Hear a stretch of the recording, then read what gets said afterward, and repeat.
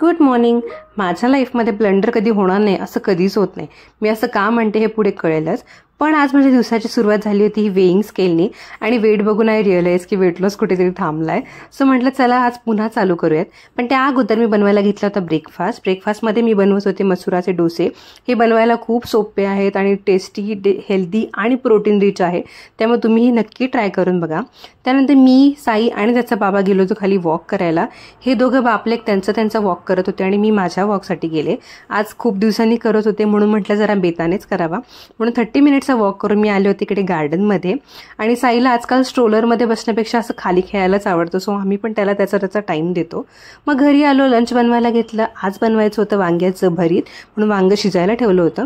आणि खूप दिवस झालं घरामध्ये ना ढोकळ्याचं पाकिट पडलं होतं. म्हटलं आज ढोकळा बनवूयात, पण तो काही बनलाच नाही. म्हणजे आम्ही त्याला 3 ते 4 वेळा स्टीम केलं, पण तो काय मिस्टेक झाली आय रिअली डोंट नो.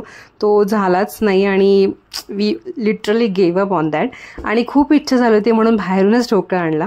त्यानंतर घरी आलो आणि असानी इतका पसारा घातला होता घरी की काही विचारूच नका. त्यानंतर माझं आलं होतं पार्सल मिशोचं. त्यामध्ये मी मागवले होते हे कंटेनर्स. त्याची क्वालिटी खरंच खूप छान आहे. तुम्हालाही पाहिजे असेल तर do let me in the comment section. त्यानंतर आज रात्री बनवायचं होतं सोयाबीनची करी. त्याची तयारी करायला घेतली आणि आम्ही साईला मॅक्झिमम हा डायपर फ्री टाईम देतो आणि त्यासाठी मी हे असे क्लोथ डायपर्स यूज करते. हे खरंच युजफुल आहे तुमच्या बाळासाठी. तुम्ही पण नक्की ट्राय करा. जेवण वगैरे करून घेतलं. मग खूप असं गोड खायची इच्छा झाली होती आणि वॉफल खूप महिने खाल्लं नव्हतं म्हणून गेलो होतं वॉफल खायला. आणि आज पहिलाच दिवस होता वेट लॉस आणि आजच चिट डे झाला. पण उद्यापासून आपण नक्की ट्रॅकवरती राहूयात. Stay tune for more videos. Thank you for watching. Bye.